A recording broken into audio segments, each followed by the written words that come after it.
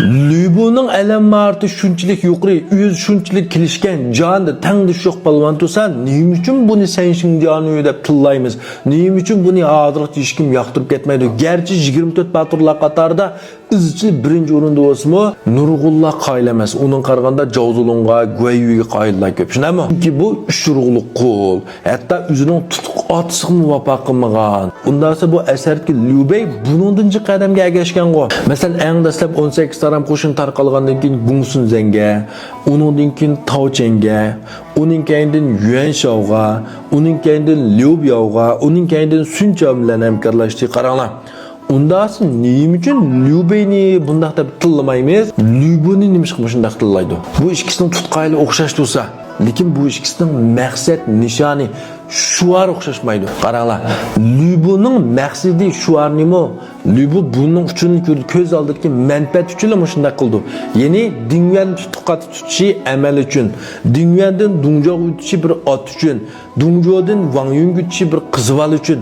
Köz aldığındaki menfaat için. Bırak Lübey'nin şuarı naat büyük. Taochengga yordam berib, munofiq savsavni chekindirmaymiz. Bu bir adolatsizlik. Kishilar jon dishpamsa adolatning bog'lig'ini bilib qolsin. Taochengga naat oq ko'ngil, yaxshi odam, chuqur yordam qilamiz deydi. Şuar ulug', shunami? Uning keyindan Yuan Shao yordam qilganda, Yuan Shao bilan birlashib, munofiq o'g'ri savsavni yo'qotib, xanqaqonligini yo'laymiz. Şuarnayt büyük. Onundaki Liu Biao bilan birlashgandim shu. Endi bu yerki savsav texim yo'qlab, hozir Yuan Shao Liu bilan yo'qotdi. Endi navbat Jingzhou keldi. Liu Biao bilan birlashib, munofiq savsav qarshi turishimiz kerak.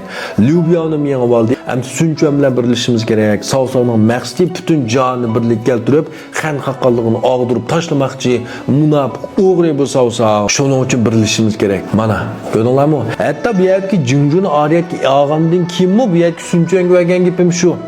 Men büyük ishlarni qilmoqchi, ikkinchi xan haqqonligini yo'lmoqchi, menga haqqon tag'isi. Büyük ishlarni qilish uchun men zimin, boylik, lashkarimiz qanday qila olayman deydi. Shuning bilan boshqalarning og'zi yetilib qoldi. Lekin savsabay olganda-chu o'zining zimini qilib olgan, shuning uchun haqtilgan.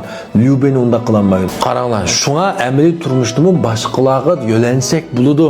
Başqalardan faydalansak bo'ladi. Lekin nimishq foydalandingiz, nimishq buningga ergashdingiz, nimishq buningga yo'landingiz? Maqsadingiz buyuk, nishoningiz jiroq, manzilingiz aniq bo'lishi kerak. Hargizmi buning uchunni ko'rdigan. Ya'ni shirkatdan shirkatga chiqishim hamda mal 3000 koy o'rta, al 5000 koy birdi ekan.